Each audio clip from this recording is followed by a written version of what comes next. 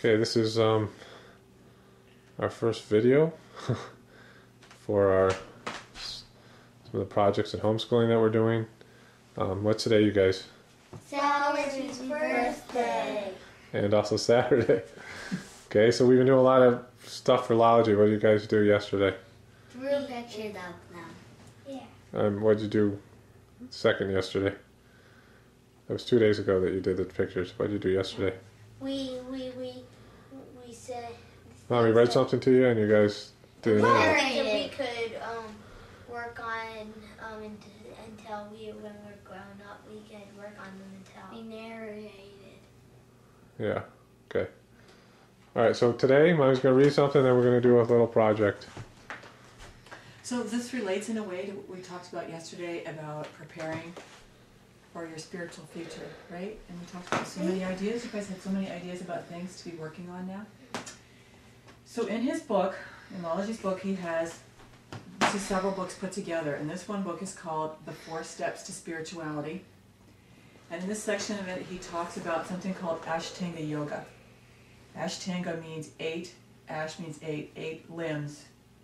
This was invented, this is developed or written down in the 2nd century BC, so over 2,000 years ago by Patanjali. And he outlines this kind of like a system that organizes everything that you guys were saying yesterday about things you do, how you act, and what you do in order to reach your spiritual goal. And so some of these Lalaji talks about, and we're going to talk about a couple of them together, to think about taking only what we need and being content with what we have. So that's kind of what the theme is for the lesson today. It's interesting to read about this. We don't talk about Ashtanga Yoga and Sahaj Marg particularly. And there's different reasons for that we can talk about sometime. But these are still things to think about and things that we were talking about yesterday. So I thought we could talk about some and take action. Take action. Okay. So there are 8 limbs, like I said, and it's called 8 limbs. Some people say it's called 8 limbs because all of these things are so woven together that it's like limbs of a tree in a forest.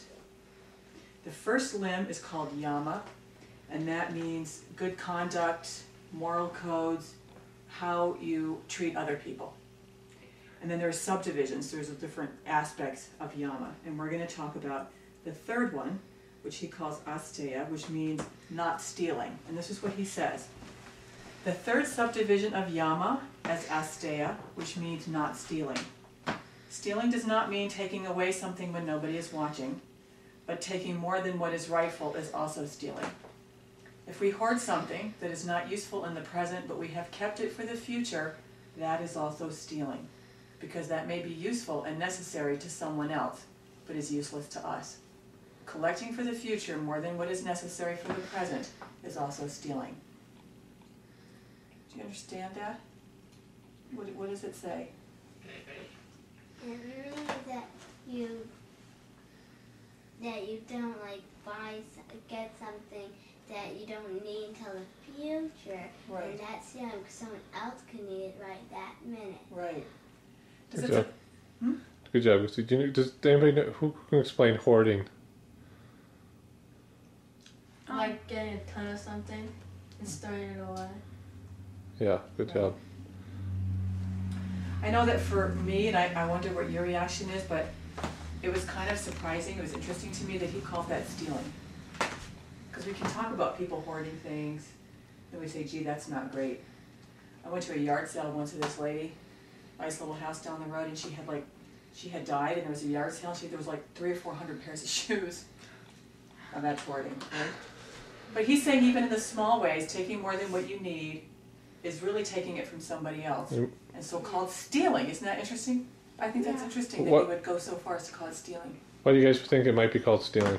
Because someone else could have need it, and then when you don't need it yet, so that it would be like stealing it from them.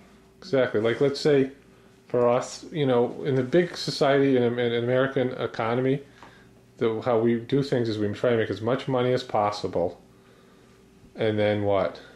Spend it. Spend it. Buy as much things as possible. We saw that video, Story of Stuff, remember, where only 1% of things are here 6 months from now. So it's about hoarding and throwing things away.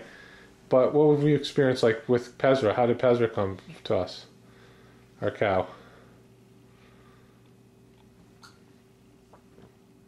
How did we end up getting Pezra?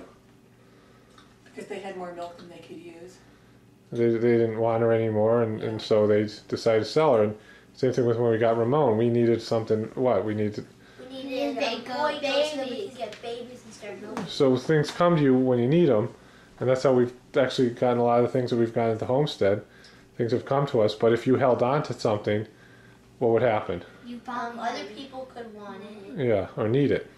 Yeah. Stops the flow. It stops the flow. So we're trying to live in the natural flow. It's an interesting. We have never heard this. This is a new thing for us, because in Sahaj Marg they don't talk about. There isn't anything about hoarding that we've ever heard before. It's being something negative. And like Mommy said, it's not about Ashtanga yoga or any of the 8 limbs. It's just the last couple of limbs that we do, which is meditation. So we don't really work on that. But we found being in the farm that one of the things is you need to let things flow. That's a very important thing for us. And, because things have to come to you. People sell us hay, things like that. And our next door neighbor, he doesn't have 8 cows. If he didn't cut his field, what would happen? The hay will die. Yeah, and he wasn't using his field, and he let us use it for the cows, right? So that was a nice thing. So that was letting things flow, and that's what people do. Or like when we go to Goodwill, some kids give away toys, and what happens? And other kids get them. Yeah, so it's a great thing. Kids think to the kids who just got the toy, what is it? It's new. So an old toy is usually what? Get new to other people when they get them. Yeah, and when you have an old toy, you often don't play with it. So what we're going to do with the exercise is... Do you want to say something more? Well, just because we're not done, so if we could put it all together. Yeah, go ahead. At the end. And I have been thinking about this for a few days, and I was thinking along the same line as the story of stuff that you were talking about. And this wouldn't have been so evident, because he wrote this 100 years or so ago, right? Wouldn't have been so evident then. But when we're taking more than we need, we're also stealing from the earth, right? Because then the earth is being used as a resource to make something that nobody really needs. And those resources could have very well stayed in the earth. Or trees or something like that. Whatever, I don't mean the soil, I mean the whole. Right, so that's sort of another aspect of how it's robbing something. The second limb is called niyama, and it's, he translates that as regularity. It's like if yama is how you treat other people, niyama is how you treat yourself. It's about inner discipline, taking responsibility, and things like that. And it also has several parts like yama does. And the fifth part of it, the fifth part of niyama, is Ishwar Pranadhan, or surrender to God, which is having faith in God and being happy in whatever circumstances God places us in. Having no desires of our own, but thinking only that His wish is our wish, is called Ishwar Pranadhan. So it's being, what's another way, Carolyn, what's another way of saying that? Having faith that what's going to happen is what's meant to happen, and being open to that and happy for having that guidance. And it's being content with what you have and with who you are, being content.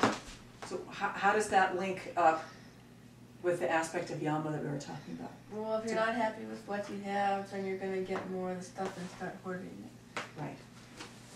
So it's like, don't take more than what you need and be happy with what you have. Do you think those go together? Yeah.